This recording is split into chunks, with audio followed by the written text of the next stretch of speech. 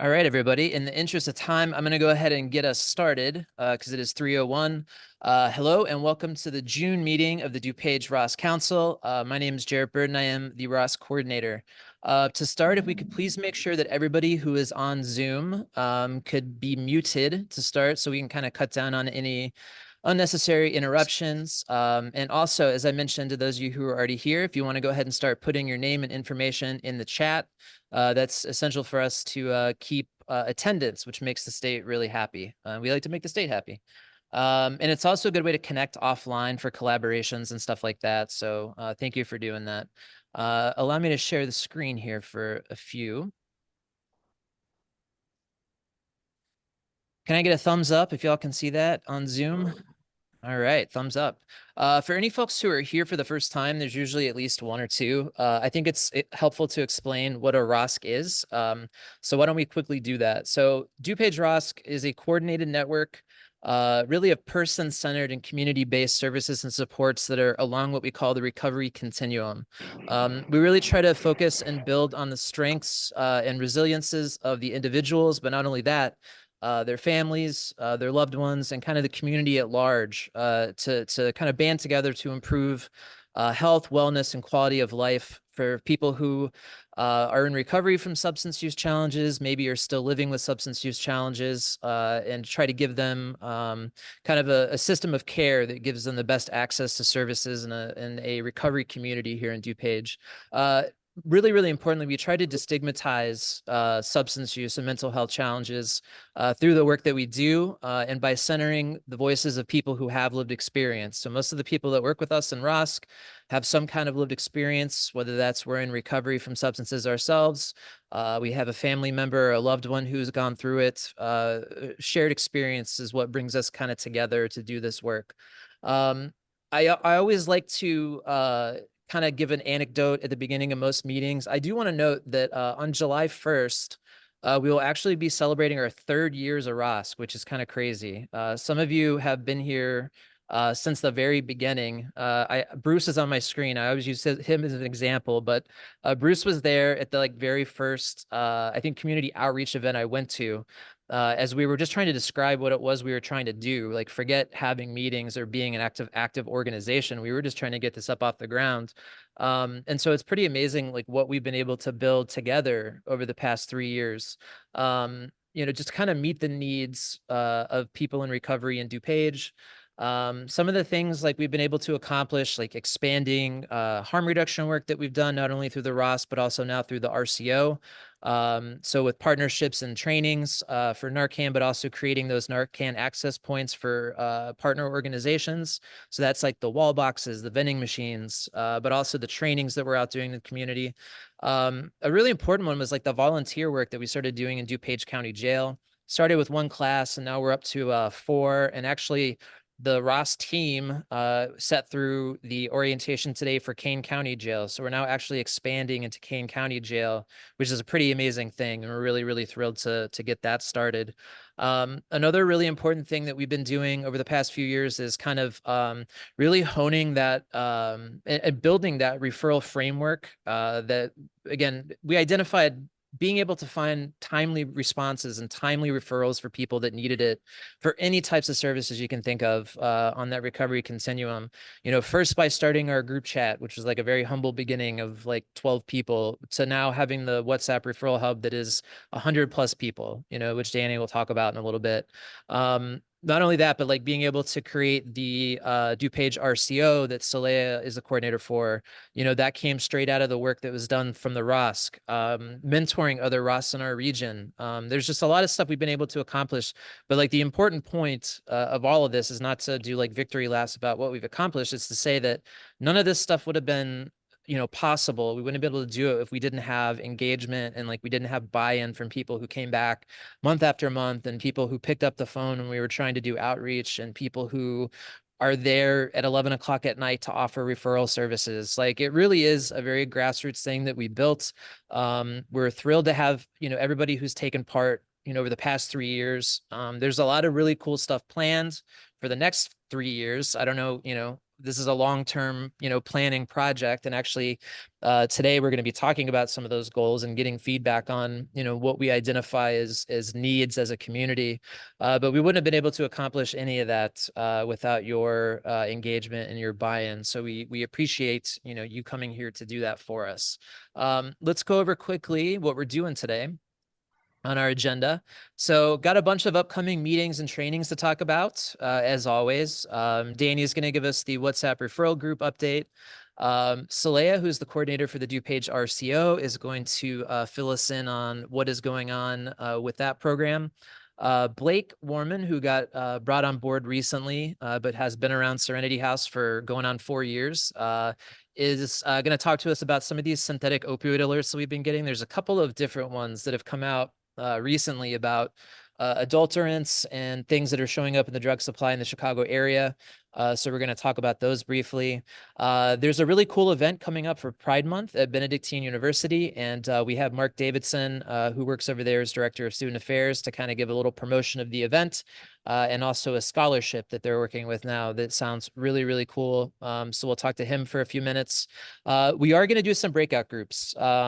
Probably spend about 10 minutes a little bit later in the meeting doing those, going over some specific questions that I'm looking for information for. And again, these are going to be about identifying what are the current strengths, what are the areas of need, where as a group should we really be focusing our efforts over the course of at least the next year. And I think we're going to use a lot of the information that we get from those breakout groups to kind of steer the ship. So it's really, really important to get that feedback from everybody. Well, if we have time, we'll probably try to touch on some Region 2 ROSC updates. Last month, if you were here, we had our friends from Winnebago County were on site in town. This week, our friends from Will and Grundy County are in town with us, and we were just so thrilled to have them. They're one of our favorite ROSs, and they're just amazing people. So we're glad to have those two. Glad to have Tarsha and Nisha here with us in person. And then with some time left over, we will turn it over to you to find out about, some organizational updates, if there's any new programs or meetings or really needs or collaborations that we're looking for. We'll try to touch on those with the time that we have left over. So having said all that, let's talk about some upcoming meetings and trainings. So the next DuPage ROSC presentation series is going to be on Wednesday, June 26th. This is actually one I've been working on for a couple of months. I'll give you the quick background on this. Full disclosure, I am somebody, and you can give me a thumbs down or boo me if you want, but I'm somebody who vapes. It was something that helped me quit smoking cigarettes a while ago. But one thing I noticed as going into certain vape shops, but also doing... Can we make sure everybody's muted, please? That'd be great. But going in to do the outreach in some of these vape shops just to offer Narcan and things like that, there's a lot of stuff that they were selling inside that was interesting to say the least. So whether that's Delta 8, which is kind of a version of, I don't want to say a version of, it's kind of adjacent to THC, or things like kratom or tianeptine, which are kind of mimicking the same effects as opiates.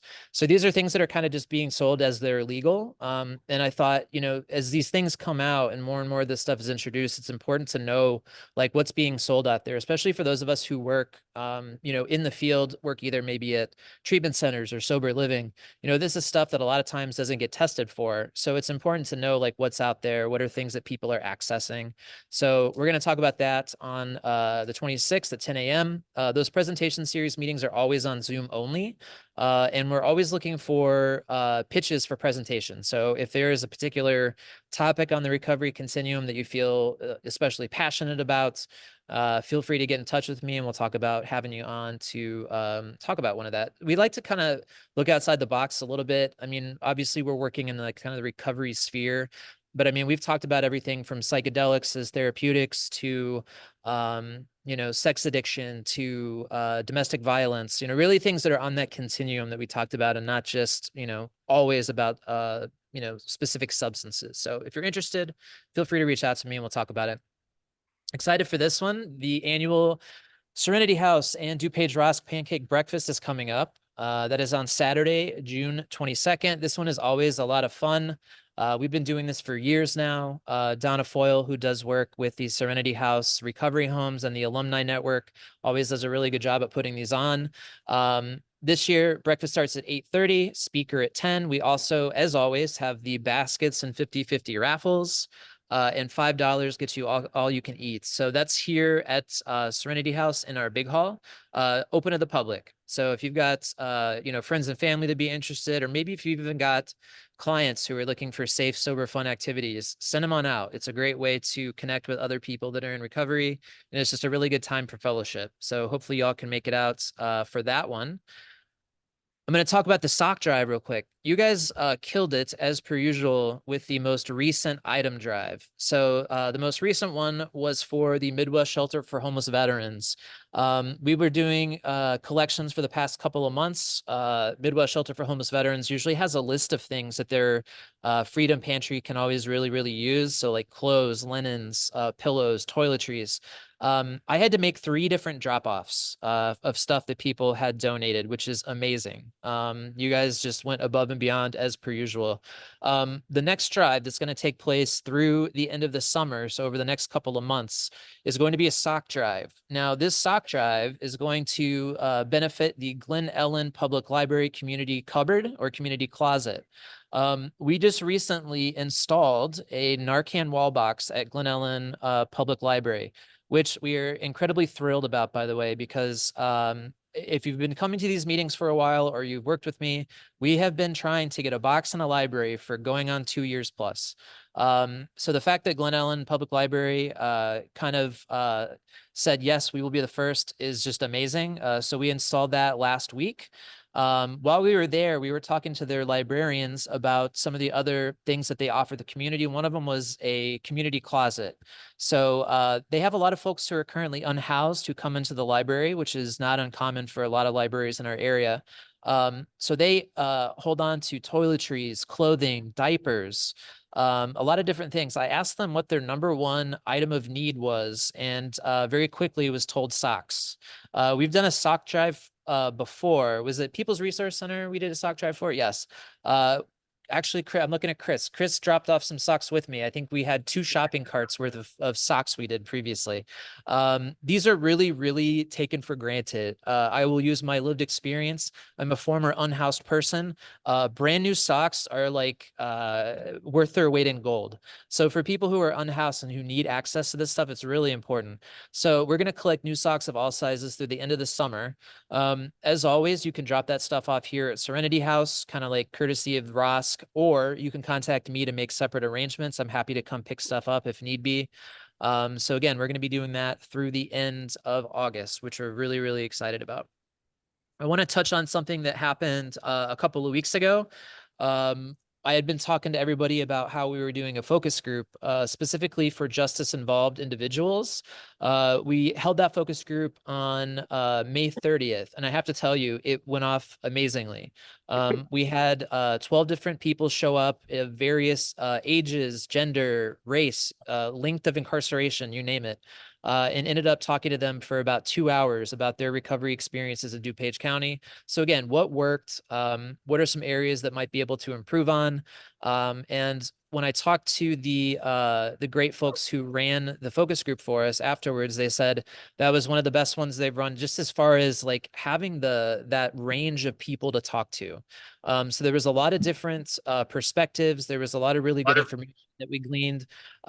We should have that reporting back in a couple of months. And actually Mimi, who helps us with those focus groups, is going to come back to a meeting later in the summer to talk about some of the stuff we gleaned from those focus groups. And then hopefully that can help us and arm us in some of the work that we're doing in those justice involved areas, whether that be jails, whether that be partnerships with probation departments, you name it. The idea is to really try to supplement the work that's being done already and improve on work where we can improve on it. So thank you to everybody who shared these flyers with their clients. Thank you to anybody who showed up for that. That was incredibly, incredibly helpful. So having gone through a lot of that housekeeping stuff, I do want to turn it over for a minute to my colleague Danny. So I'm going to keep this up for just a second, but I'm going to give Danny the microphone. So as many of you know, Danny is the amazing coordinator, not only for Region 2 mentoring, but also for helping with our DuPage ROSC WhatsApp referral hub. He runs that thing like a well-oiled machine, and I'm glad to have him. Yeah, Steve, that's right.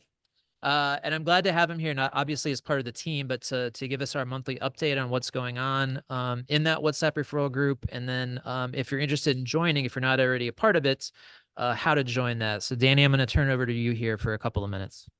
Thanks, Jarrett, and good afternoon, everyone. Here's this month's WhatsApp Referral Hub update. Thank you to everyone who's been a part of it. Our team has now reached 105 members. That is amazing. Again, thank you, everyone. This month we've been joined by members from the following organizations: NAMI Metro Suburban, Way Back In, the Second Story Foundation, the YWCA, Guild House, and Sauk Valley Voices of Recovery. Over the last month, we've been able to provide referrals for detox or residential treatment for substance use disorders, PHP and IOP, Vivitrol providers, methadone clinics, resources for sexual trauma, LGBTQIA plus therapists, EMDR therapists, mental health, transitional housing, shelters, DVD support groups, PTSD support groups, suicide loss support groups, sex offender residentials, and sober living. Now it's time to name this month's referral MVP. The individual who provided the most referrals is Derek Coran from Footprints to Recovery. Thank you, Derek. Great job. Um, Again, whether you provided or requested 100 referrals, they are meaningful into helping our clients, and we thank you for your support. So Danny, how does someone sign up for this if they just don't even know what it is? Do you want to give a brief overview of how it works and then how to sign up for it? Sure. So I'm going to put my email in the chat here in a minute, but how it kind of started off was a group chat. Part of the role of the ROSC is we wanted to make sure that people didn't fall through the gaps of treatment. And we know we have a short window when somebody's ready to go to a treatment facility.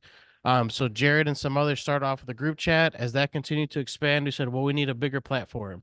And we discovered WhatsApp as a result. So the way to join is I'll put my email in the chat. I'll send you a link and instructions how to download up our WhatsApp and to join our group. But the way it works is you can say we have a 70-year-old male with Blue Cross Blue Shield PPO in need of detox followed by residential. And then anybody in the group can, but not everybody has to, provide referrals, whether it's to their facility or a different placement that they know.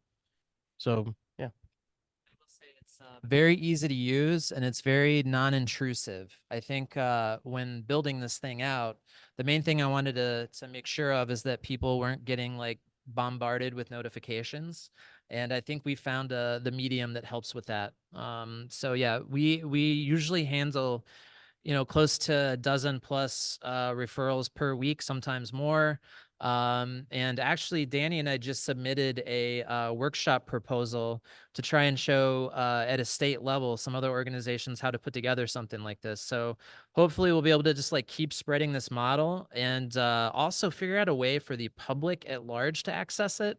I think the one thing that I still have a hang up on about this program, which is great, but right now it's not necessarily closed, but it's usually people who are kind of working in the field, right? It's professionals who are, trying to meet quick referrals. And so they, work with each other inside the WhatsApp, but we still need to find a way for the public to use it. So if just somebody in general out there who has no idea how to navigate services at all, how can they access, the quick referral like the people in the WhatsApp are using? So we're kind of working on that. Hopefully we'll have a better way of doing that. In the meantime, you can always go to DuPageROSC.org, and on the front page, there actually is a form where you can just put in your name and referral request, and that gets sent to me and Danny immediately, and then we can use that to work on those. But we're still thinking of a better way, more streamlined way to let the public have access to that. So thank you to Danny for making sure that thing runs the way it does. So next up, I want to bring up my colleague, Saleha.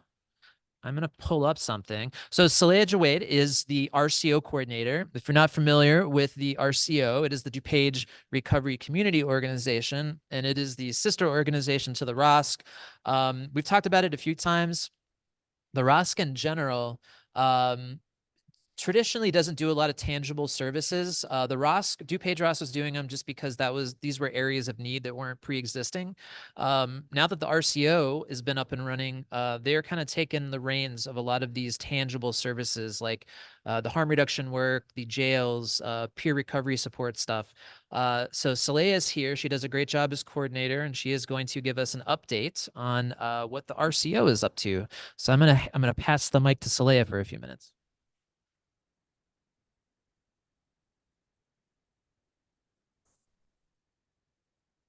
Hi, thank you so much, Jarrett. And as Jarrett stated, the RCO does a lot of the work that our wonderful ROSC here got us started in. So the ROSC really gave us a really good head start to getting our services off the ground and running. So I'm going to go ahead and categorize some of the work that the RCO does and kind of go through each category as we continue to work on expanding those. So one of the first ones is harm reduction. Our work with the harm reduction, we have virtual Narcan trainings that are on third Thursdays of every month at 12:30 p.m. We also have tables at different events and also at our community partner events. One of the ones that we are currently doing is a Addison Summer Concert in the Park series, which is called Rockin' Wheels, where we have Narcan available and other harm reduction products like test strips to pass out to community members to educate them and to kind of walk them through what Narcan is and how you would administer it in like a really quick way. It has been a great success last year, and so we are continuing that series this year as well. We are also available to provide Narcan trainings to other community partners, to organizations, their employees, staff, and so on and so forth as well. So if you or someone you know is looking to get Narcan trained or looking to get your employees Narcan trained, please feel free to reach out to us. I'll go ahead and put my contact information in the chat as well. The second category that we really focus on is education, and within the education umbrella, we provide prevention education, but then we also bring lived experience speakers with us to different settings, such as middle schools and high schools as well. Our prevention education curriculum is a presentation. However, we also then extend that with someone who can speak to the students about their lived experience. I actually want to highlight a story that I was blessed enough to like witness recently. Was a lived experience speaker went with us to her own high school to which she went 32 years ago, and the power of that and the power of just the emotions and the impact that it had made on the students that we spoke to was very clearly seen. I have not seen as many students tear up. I have not seen as many students actually walk up and give hugs, and it was just such a full circle moment to see like someone that went to the same high school that would have never anticipated living a life of addiction go back and tell her story to her same exact high school. So that was just really awesome to see. So we are always looking to expand our prevention education program. So if you know someone who is an educator out in our community, please feel free to connect us, and I'd be happy to talk to them about talk with them more about our prevention education program and what it entails. Our next category that I'm going to go over is the peer support services. We are currently already providing peer support services, and we also just welcomed 2 new peer support specialists, so 2 new coaches on board, which we're really thrilled about, and we're still looking for some more. So if you are in the field, or you know someone who is pursuing the CRSS or CPRS and is looking for a job, feel free to refer them over to us since we're still looking for our growing team. We are also looking for more community partners to fill that gap for you, so that if you don't currently have that service available, maybe we could chat further and we could figure out ways where we can have our coaches come over and sit in at your organization and provide like a window of time where we can provide that service to your clients as well. So if you're interested interested, please feel free to reach out to us. The next one is our jails. I know Jarrett had highlighted that we are currently doing for jail programs in DuPage County Jail. I have recently started doing a reentry program myself with a colleague of mine, and I have absolutely loved it. It is such a powerful way to connect the detainees to really amazing tools that they don't otherwise previously have and is giving them a whole new chance at life. So I really just love being a part of it, but we are also looking to expand our reach, and we are looking to expand through Kane County and provide programming there and services there too. So we are really thrilled about that as well. Another thing that we focus on is or that the RCO works on is the Teen Ambassador Program, which is in conjunction with DuPage County Health Department and NAMI DuPage.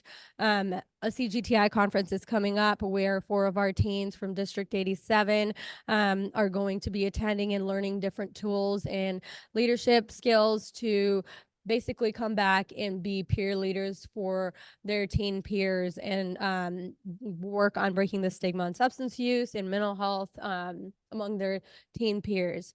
We also have some sober fun activities that we work to plan in as well. So one of our sober activities that are coming up, the flyer is actually up here. We have a forest bathing event experience coming up. If you have the time, please come check it out. We had one last year and we're having one again this year, and it's been a great success. It's a great way to kind of unwind. I know it's the end of the fiscal year. Things are just busy for everyone. So if you have the chance or time, please feel free to go ahead and register through the QR code. Aside I from will that, say, sorry to interrupt.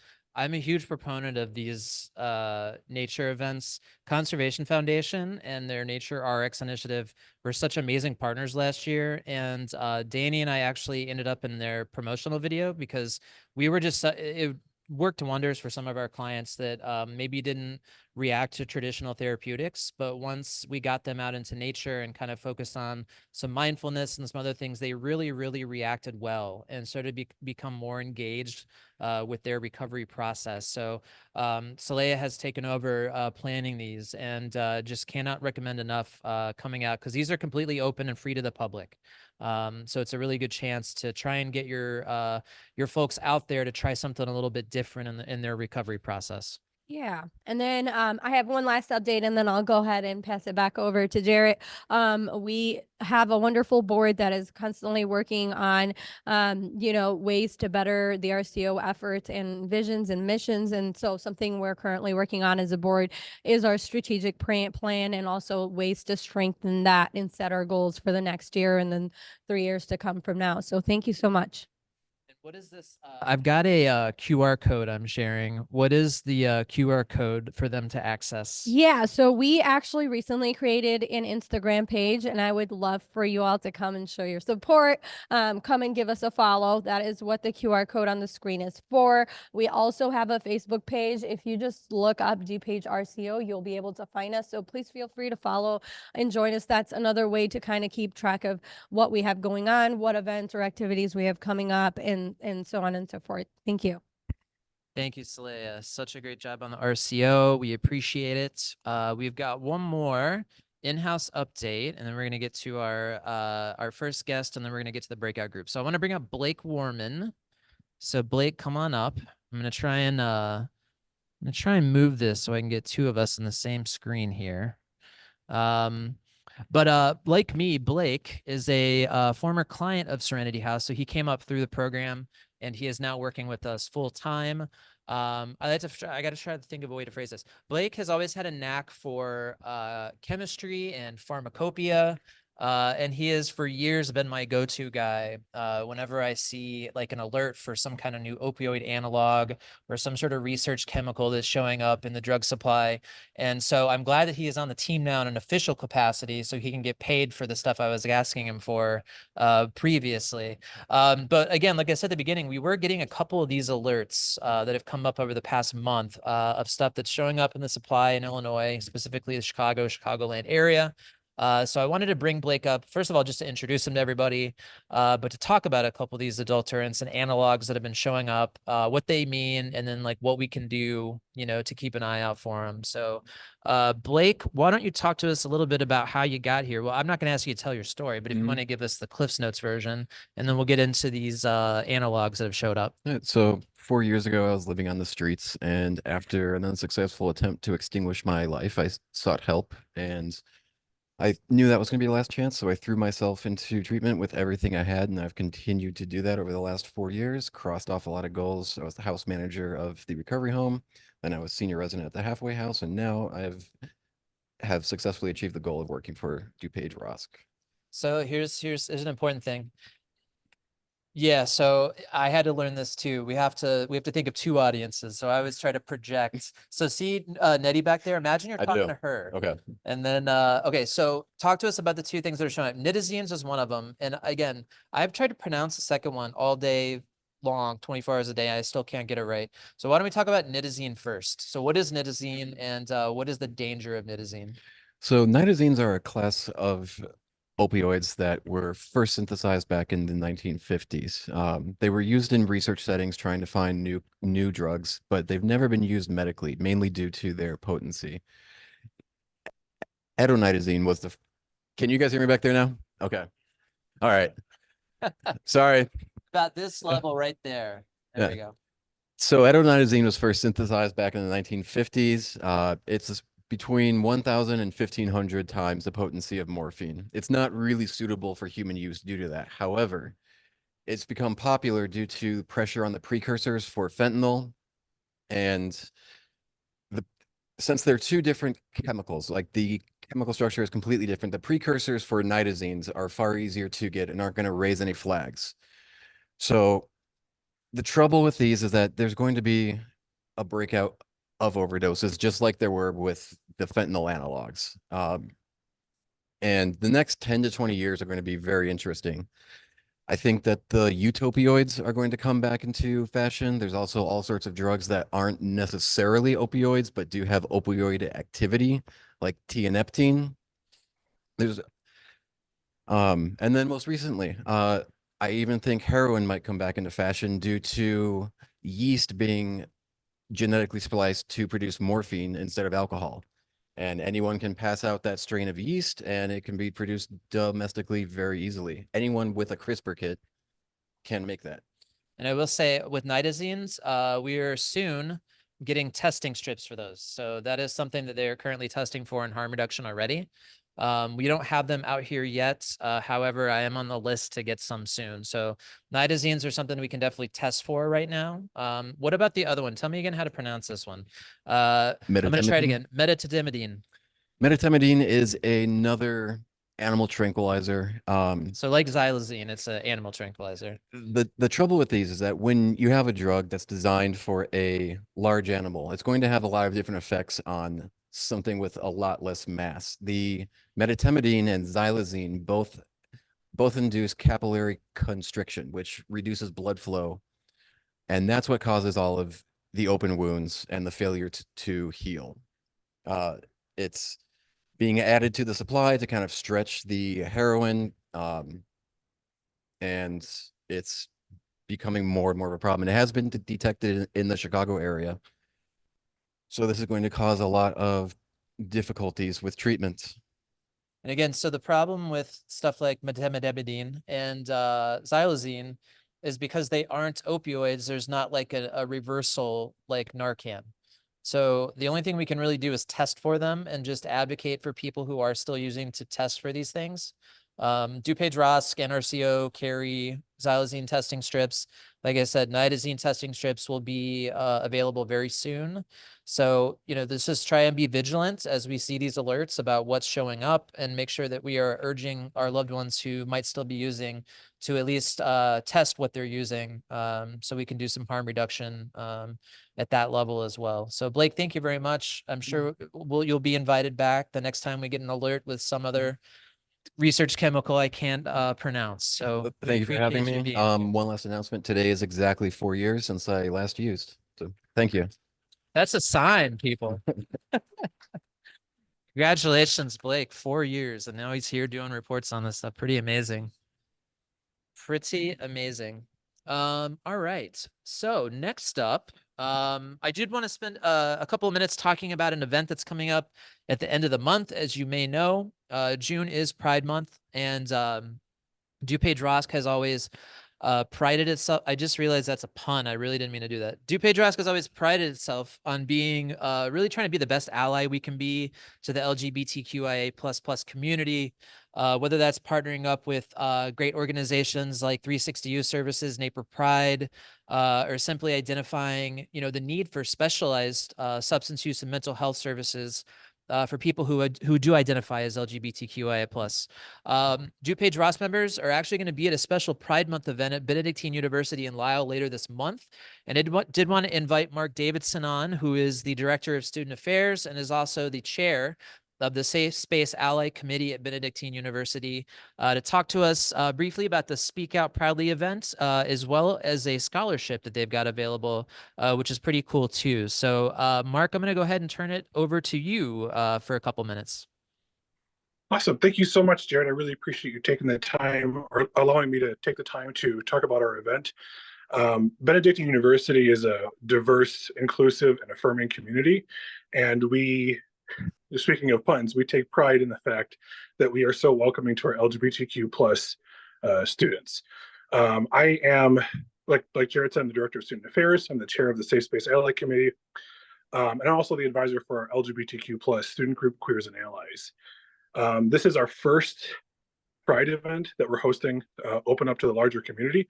So we're extremely excited about this. And we're hopeful that as many people, not just within the Benedictine community, but from the community at large, DuPage, Chicago, everybody can join us.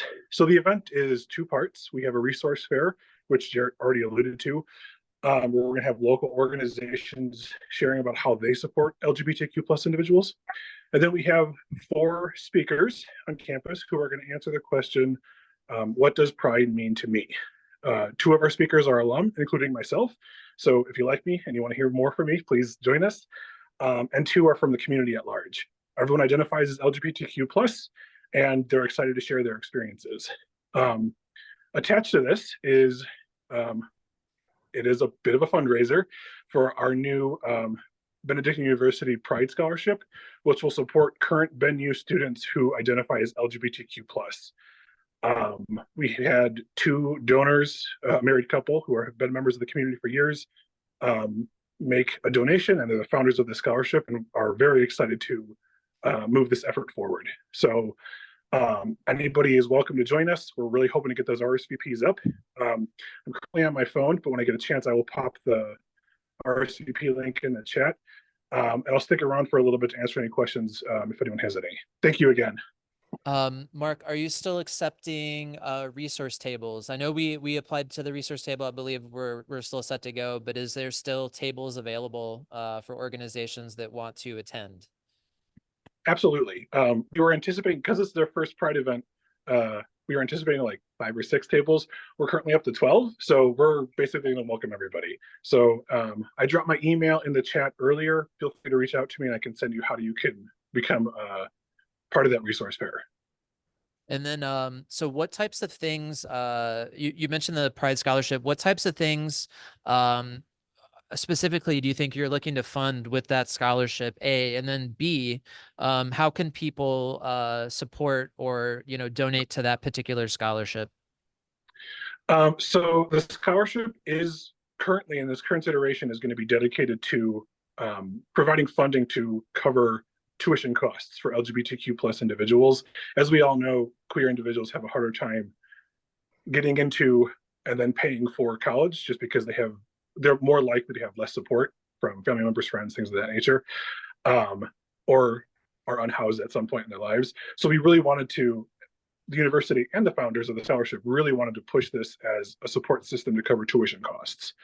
And I'm sorry, Jared, what was your second question? Just if anybody would like to donate at any point, to that scholarship, how can they do that? So you can donate if you go to ben.edu and click the Give Now button.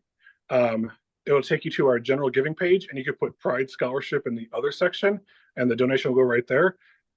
Also, when I get the RSVP link up in the chat, you can donate through that RSVP link as well. Awesome. Does anybody have any questions for Mark, either on the Zoom or in person? I'm going to send this out. I usually send a follow-up email with all this stuff, so I will include this information. And like I said, we're going to be there. We'll have some of our harm reduction materials. So if you know anybody, on campus or around there that needs Narcan, they can always drop by our table. We'll be doing some little mini trainings for people and just doing the best we can to continue to be, good allies for LGBTQI. Just hope to continue doing that. So we're thrilled to be there, and we're glad that you reached out to us, Mark. We're excited to have you. All right. Well, if anybody does not have any questions, I'm going to let Mark go for the time being. And yeah, again, I will share all of that information later on. So I'm going to stop this share for a second. Well, actually, no, I'm not. I'm going to go to the next thing. So I talked about these breakout rooms. So I'm going to do this. We've got about 20 minutes left in the meeting. We're only going to do these breakouts for about 10 minutes. So this is something that I've been trying to do for like the past year, but we always have things booked. So it's tough to move stuff around. But ideally as a ROSC, we should be taking input from our members, but not only that, just trying to take off our own blinders, like of what we see in the community. So like, I know as a ROSC, like we know what we see and what we think the gaps might be, but at the same time, there might be completely different ideas about what that is with the other people who attend our meetings. So the idea is to kind of have some short conversations around that, and then to come back and then maybe have a short discussion about some of the ideas and some of the things that we came to by going over these questions. So I'm going to leave this up on the screen for a second, but I would like everybody to who's on Zoom to maybe take a photo with their phone, or maybe just kind of take a quick jot them down with the notes. I mean, they're not super in-depth questions, but what we're going to be covering in these breakouts. First question: what are the strengths of the recovery community in DuPage County? So that could be services, that could be specific recovery programs like 12-step or smart recovery. That's really a broad brush there, but what are some of the strengths that we got out here in DuPage County? Question number 2: in your opinion, what are 3 areas of need or current gaps in services in our area? So what are like some 3 areas that we could be improving or supplementing work that's already being done, or just complete gaps in services out here in this area? Number 3, because stigma is still incredibly important, not only in DuPage, but the surrounding areas. What are your thoughts on stigmas related to substance use and mental health? Do you think that stigmas have increased or decreased over the past few years? And if so, why do you think that? We identified stigma as something we're trying to reduce since day one. But over the past few years, what do you think about stigma in general related to substances out here? Has it gotten better? Has it gotten worse? Or has it not changed at all? And then lastly, what are some areas that you would like to see not only ROSC, but maybe just the recovery culture, recovery community in general focus on in the coming year? So you don't have to get super in depth. If you want to turn these as just kind of part of a larger conversation while you're in the smaller groups, you can do that. In a second, I'm going to hit them on the Zoom, and you'll be kind of assigned to a random one. My folks in person, Danny here's going to try to maybe facilitate some conversations, and then we'll come back, and I might ask people to maybe, if they're a reporter, or if they had particular good ideas to these in their groups, they report back. So I'm going to go ahead and split up into the breakout groups now. Hang on one second. I'm going to do 5 breakout rooms. So I'm going to go ahead and assign automatically. When it gives you the option, just go ahead, and then I'll give a 1-minute warning when it's time to come back. So here we go.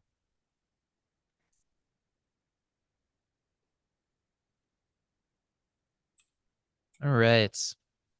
I think folks are still going to be filing back in as their rooms close.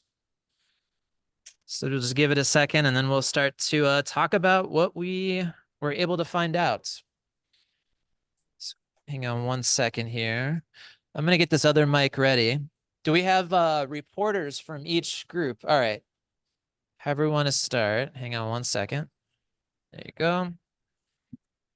Give it just a second, Josh. I think a couple of the rooms are still going to finish up.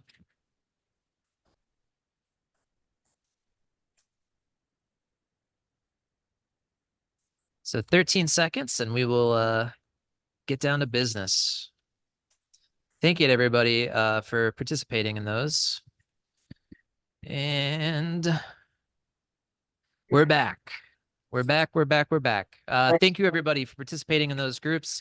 I'm going to start with the in-person groups, and then we'll talk to the people who were on the Zoom. So first group, I got Josh over here. Josh, what were some of the feedback from that group you guys were in? Yeah, so some of the things we discussed and talked about in our group, Jarrett, was so for the first question, what are some of the strengths of a recovery community in DuPage County? Our treatment alternative and diversion court programs that we have in DuPage County have really boosted up in the last couple of years. In our neighboring counties are following suit with that too, right? We talked about King County having a substance use treatment pod specifically. So those diversion court treatment where we're seeing the judiciary system seeing mental. You may have to Seeing project the a little bit back judiciary there. system and the mental, recognizing substance use disorder and mental health as an illness and as a disease, and not to punish them and throw away the key, but to give them chances for success was really improved. Also in DuPage County, Kane County, and kind of surrounding area, we have a lot of recovery groups, a lot of 12-step meetings, different fellowship halls, smart recovery, celebrate recovery, a lot of different recovery group options for people here, or it's kind of like a different pathway for whoever fits your need, right? What were some areas of need that you guys covered? Yeah, so some of the areas of need are really treatment programs and mental health services for underassured or underfunded individuals. That's really a big issue, and obviously there's some bureaucracy behind that, politics behind that, but that's where we come in with advocacy for that. Which led us into three, kind of talking about stigmas, where we have seen the stigmas almost increase and decrease at the same time. And it's different generational gaps. So we're seeing in the younger generations, as we have provided more education, substance use prevention, mental health education within the school systems, the stigma has decreased. However, the older generations still have their kind of mindset, right? And that's where we have to come in with that stigma breaking and education. And a lot of that is where we see it in politicians, where we have to, get in front of politicians and kind of educate them on what this is. Thanks, Josh. I do want to get to what I'm going to do is go to one of the Zoom groups first before I go back to the other group in person. Was there anybody on my Zoom groups that wanted to chime in on some stuff that they covered? It could be the pluses, the minuses, the stigmas. I just want to hear from somebody in one of the online groups.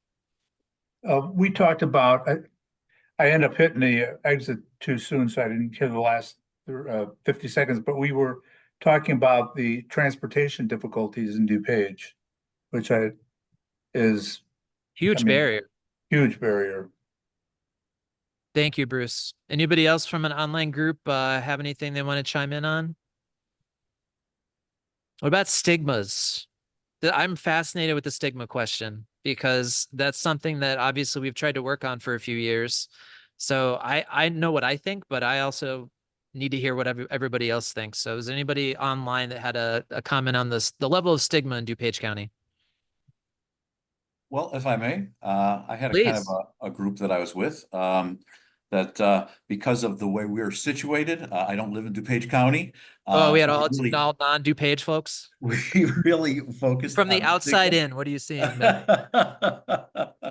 So we focused on the stigma issue and the problem behind that, and getting out into the community and out and away from the recovery community to just neighbors, business owners, people who don't understand, and entertaining those questions, trying to get those questions.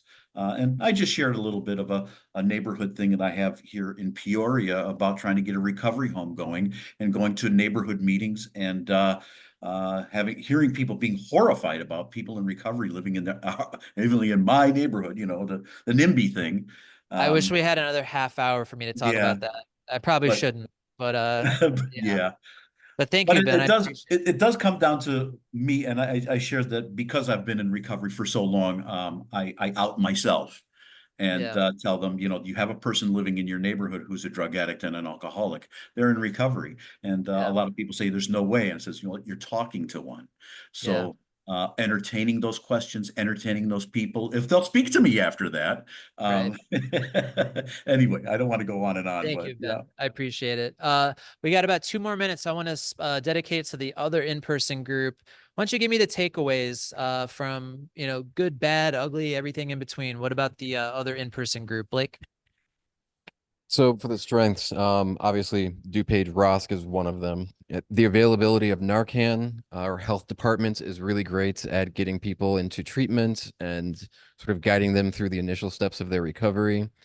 Our volunteer work in the jails is another positive part about the recovery in DuPage County. And there are now advocates at hospitals for substance use. The areas of need, there's limited treatment for dual diagnosis as well as the uninsured, and therapy for people on Medicaid can be hard to locate somebody. The stigmas, they have lessened, but they're still present. There is a generational thing that is noticeable. There's also a bit of stigma with domestic violence and a lack of understanding. And the areas that we would like to see Ross focusing on in the coming year, just education of the public. Not sure entirely what that looks like, but being able to disseminate more information to them, as well as more places to acquire Narcan. Awesome. Thank you. Thank you, Blake. Thanks to everybody who took part in those breakout groups. Really, really good information. I know we're at 4 o'clock, so I just want to say thanks to everybody who came. I do want to say the next DuPage ROSC Council meeting is Wednesday, July 10th at 3 p.m. We actually are having a couple of presentations from our Narcan box partners. So we got 360U Services and the Outreach House in Lombard, who are going to talk about their services. I do want to tease the August ROSC Council meeting, which will most likely be held at our new office spaces in the Addison Township building, which I have teased previously. But we're hoping to make that kind of like a pre-overdose awareness day resource event, possibly with like tables, organizations, and networking. So I'll have a lot more info for everybody on that soon. But thank you again, and we will hope to see you at the next one. I will stay on the Zoom for a couple more minutes in case anybody has any questions. Otherwise, we'll see you next month. Everybody have a fantastic summer. Thank you.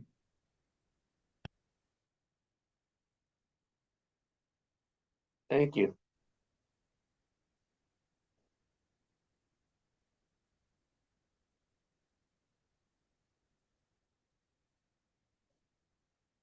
Donna, thanks for coming. I didn't even see her.